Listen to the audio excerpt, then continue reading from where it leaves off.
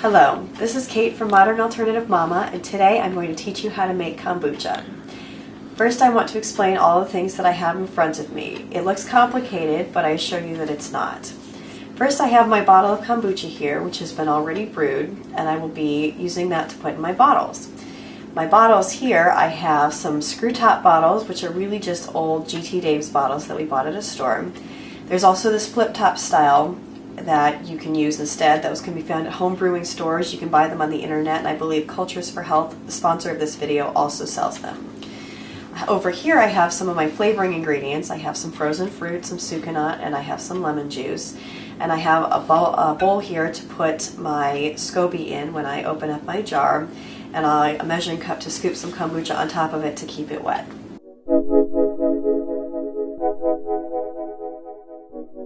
To bottle my kombucha, I'm just going to remove my rubber band and my cloth, and I'm going to put my SCOBYs in here. Now I have a wooden spoon to help me with that, but you can use your hands, that's fine too. I have two now because it grows a new one every single time that you brew a batch of it.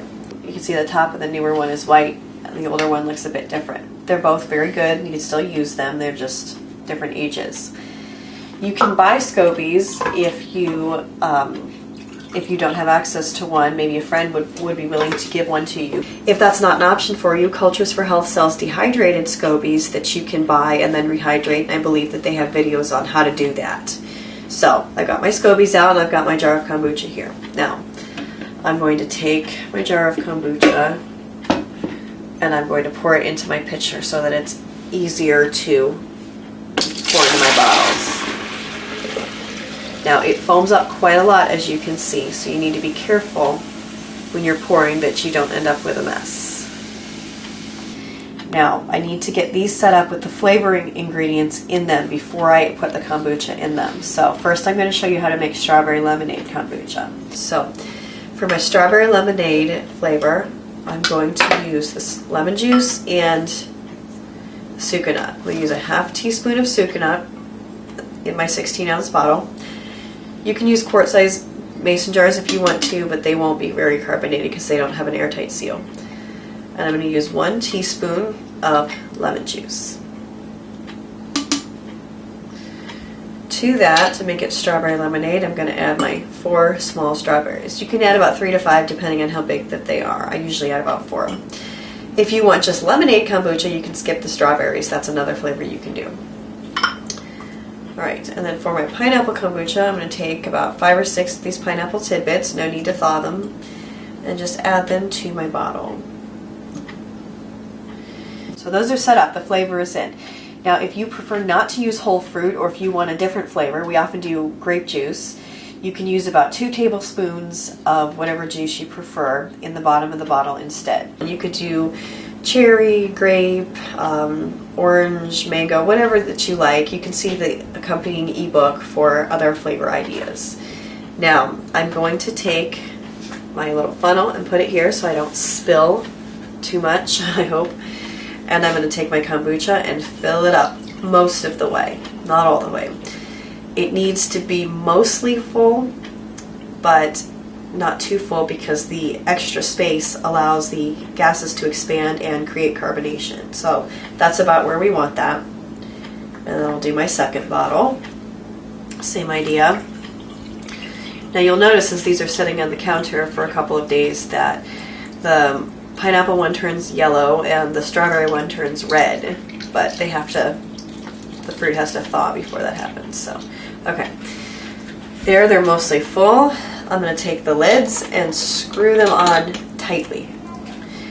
Then I'm going to set these on the counter, and I'm going to leave them there for about 2 to 3 days. Depending on the temperature of your house, you may want to go a little bit less or a little bit more. About 7 days if your house is in the 60s in the wintertime up north like I am, or if it's summertime, or if your weather is in the upper 70s to the 80s, you would want to go just a day or 2. And you can always check it after a couple of days and see if you like it that way. Otherwise, leave it longer, see what you get. So this is done, and now what I need to do is I need to restart my kombucha brew, which I will show you in just a second.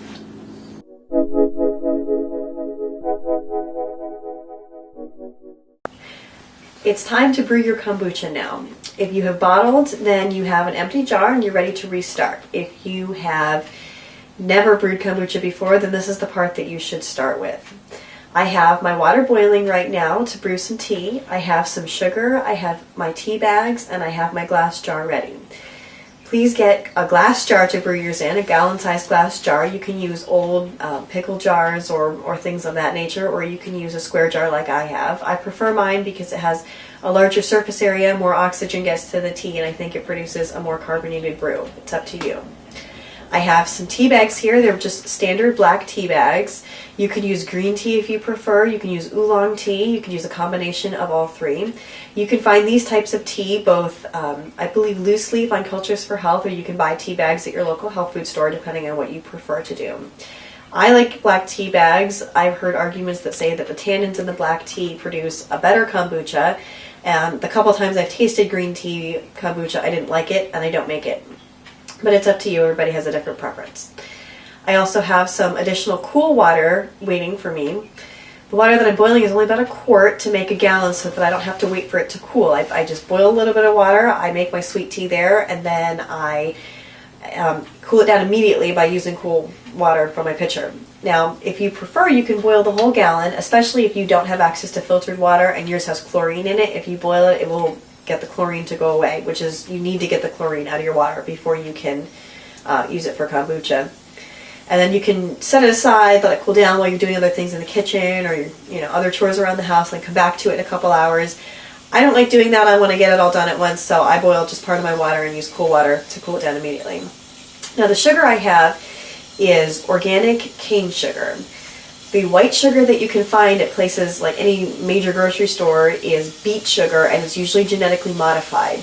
We want to avoid genetically modified ingredients, and so we're going to choose the organic sugar. Now, I didn't choose sucanat because that also doesn't brew a very good kombucha. It has kind of a strong molasses flavor to it. I like it in my final brew when I add the flavors to it, as I explained earlier, but I prefer just plain white sugar in my initial brew. So my water here is about ready. So I'm going to go ahead and add my 2 tea bags.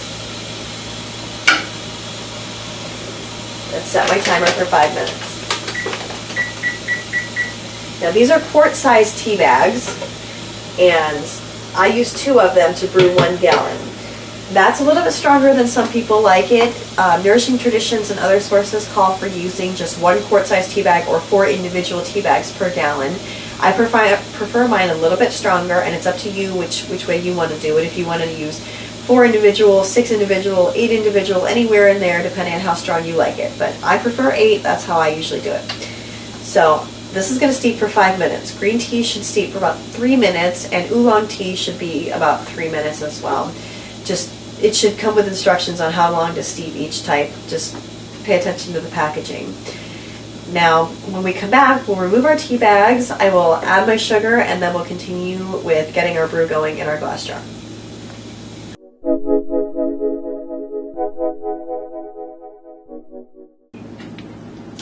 Okay, our tea is just about brewed now, and as soon as the timer goes off, we're going to remove our tea bags right now.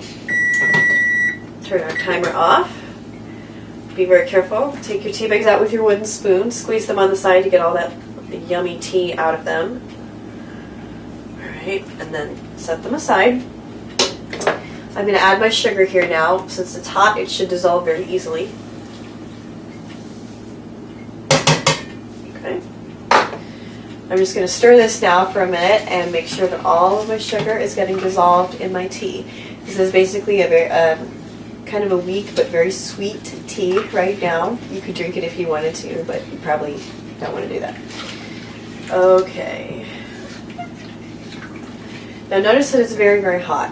I've explained that we're going to cool it down, which is extremely important. If you add your SCOBY to the tea right now, you'll kill the SCOBY, and it will not ferment your tea. You will have to throw it out and get a new one. So always make sure that you've cooled your tea down to room temperature or lukewarm, no more than about 115 degrees if you don't want to kill your SCOBY. And that's important for any fermented food, not to heat it over that temperature. So, okay, this is starting to get better. I'm going to take my glass jar right here and pour my tea into it.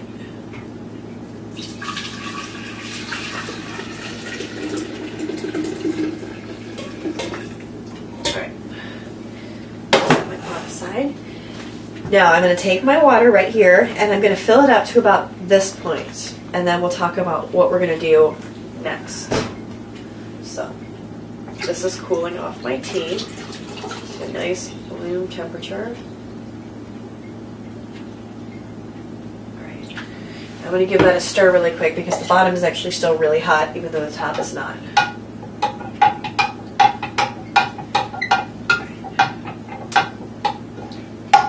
A little more even temperature now. Okay. Okay. To this, we're going to add our SCOBY and also some already brewed kombucha. We're going to add at least a half a cup. I'm going to add about 1.5 to 2 cups. If you add 2 cups to your brew, it's a more consistent brew. You'll be more likely to have carbonation in the finished product. That's why I like to add more. But half a cup is the minimum amount that you need to add.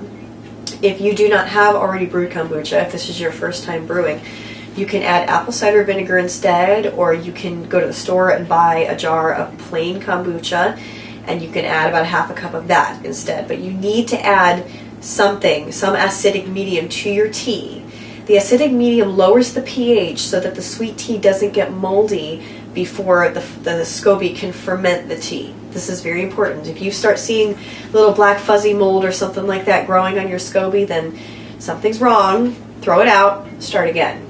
But the pre-made kombucha should prevent that problem in most cases. So I'm going to grab my little jar of kombucha and my SCOBY that I did when I bottled mine a few minutes ago.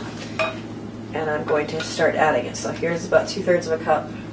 I'm going to add about 3 of these if I can. That's roughly 2 cups, somewhere between 1.5 and 2 cups. Now I'm going to go ahead and take my SCOBY, and this side, this with the brown stringy things, this, I think that's the bacteria side, we're going to put that down. Look at that. Okay. Now, my SCOBY floated back to the top. Sometimes they don't. Sometimes they sink down on one side or they do weird things. A lot of people have questions about that. Is that okay? Is there something wrong with it? Do I need to throw it out? No, it's fine. It just does that sometimes. It's normal to do that. It will eventually float back to the top even if it's not right away. That's okay. So, this is almost full now. If it weren't full, then I need to add a lot more water. This case, I'm going to add just a little bit more water to top it off. Okay, that's full enough now. So all I have left to do is I need to put my cloth and my rubber band on it, and then I need to set it in a cool, dark place. You can put it in a closet, you can put it in your pantry, you could put it in pretty much anywhere that's going to be cool and dark. I keep mine on my counter across the room underneath some cabinets so that it's not in direct sunlight or anything like that. And that keeps it nice while it ferments. Now, if you do have other fermented foods in your home, if you are making a sourdough starter, if you have water kefir or milk kefir, or you're fermenting vegetables or fruits in your kitchen, all of these things have totally different strains of bacteria and yeasts in them, and you don't want them to get contaminated. So they shouldn't be sitting right next to each other. It's important that, say, kombucha's over here, and I would put my water kefir on the other side of my kitchen. That is, all ferments should be separate.